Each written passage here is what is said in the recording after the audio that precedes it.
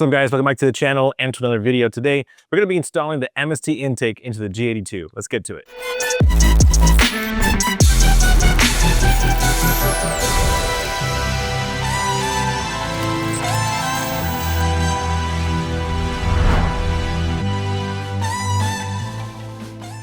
All right, so huge shout out to Kies Motorsports, Brian and Gary. Thank you so much for saying this over.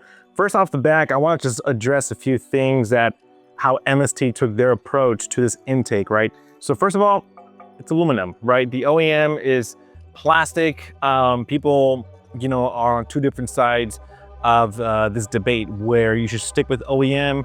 They manufactured it so it could breathe properly and cool the engine properly with how BMW manufactured it. Now, obviously MST and other companies like MST had developed their own intake, and their approach is very interesting because aluminum, it's gonna just soak up a lot of heat, right? If the engine bay gets hot, if it's a hot day outside, this may, I'm not sure, this could possibly just retain a lot of heat, right? You got the air filter cone, and then this is a part that I was a little bit on the fence about, but I'm not sure, because now that I'm looking at it more in detail, it kind of got me like, okay, I can see what you're going with. I see what you're doing, and it could possibly work with basically avoiding heat, right? So this is how essentially it's gonna sit in the engine bay, right? Something like this.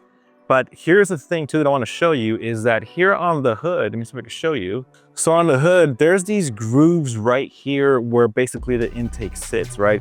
The intake, which is being snug under this. Now, MST did develop these rubber grommets right here, almost like a sealer. And it actually fits like really nice right here, right where it would be. So I can almost imagine that the hood is going to be an extra cover on top of these grommets to, again, not soak up any heat. All right, so to start off, we're going to remove the V-brace, which is a 13 mil. The V-brace over here by Kies, it's a 15.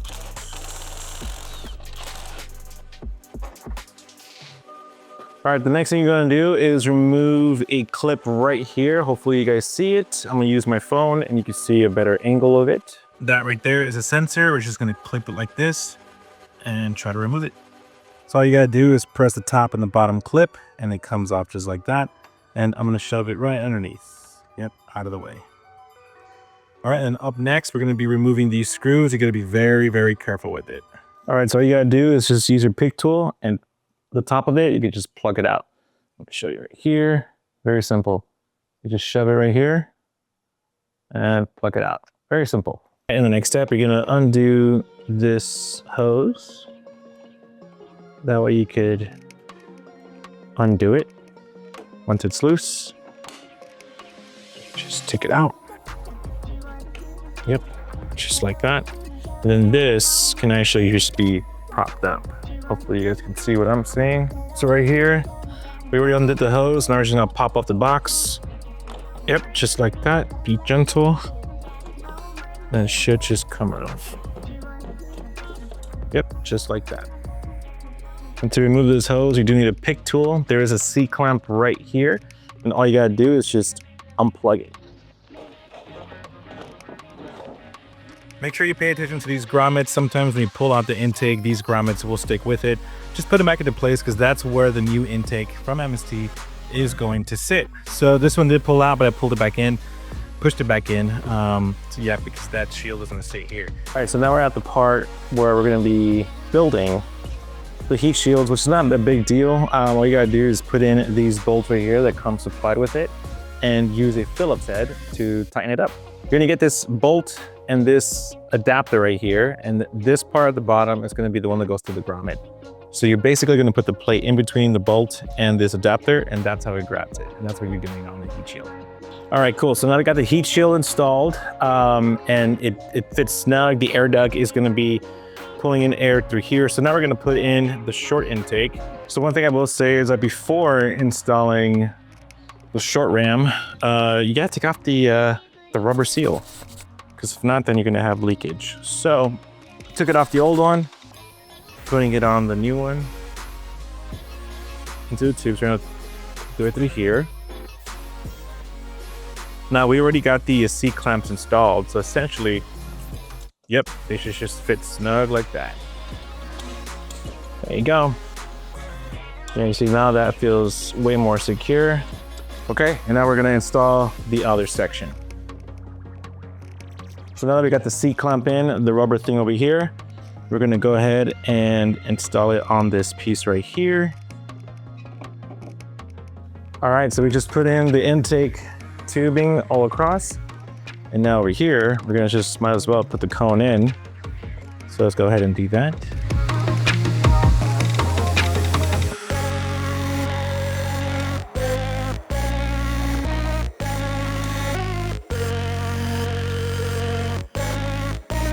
All right, guys, so we just finished the install and I'm honestly excited for it because it looks amazing. The engine bay just looks pretty cool. I gotta say, it looks awesome. I haven't even started the car yet, so I have no idea how it sounds.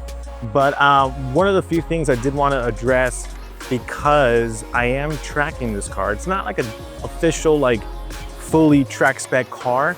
I have a lot of fun with it out at the track, but one of the things that I want to ensure of is that, let me make sure my microphone's recording. One of the things I want to make sure of is that I'm well equipped, right? And this is officially the first engine modification that I do to the G82. It's not that big of a deal. It's just an intake, it's airflow, but it doesn't make a big difference for me when I know I'm messing with air induction, cooling, and I guess throttle response, because apparently MST says that you will feel a difference in the throttle. Cooling temps would be a lot better. And it's obviously more efficient because it's aluminum. There's a couple of things that worry me with being in California, having a not tuned car that's turboed here in California. Now, one of the things that I want to make sure that I'm super secure on is that when I go to Willow Springs or Buttonwillow in the summertime, it does get really hot. Or in fact, just in general, when I'm tracking the car, I want to make sure that there's proper airflow going. Now, when I was installing the heat shields over here, I felt a little bit at ease because of the fact that there are air ducts flowing exactly towards this compartment from the grille. So there is air duct airflow going through from the grille. There is air going into the motor. It's not just breathing in hot motor air temperatures. It's actually flowing in from the grille to the intake. So that gives me a peace of mind. And hopefully I won't heat soak. I've seen a lot of G80s out there flowing with the same setup where their intake is not shielded at all, and they're getting really good lap times and they're not suffering out there. So I'm gonna go and give this a try. I'm gonna go drive it out. I'm gonna wash my hands first and see how it sounds and performs right after I just installed it.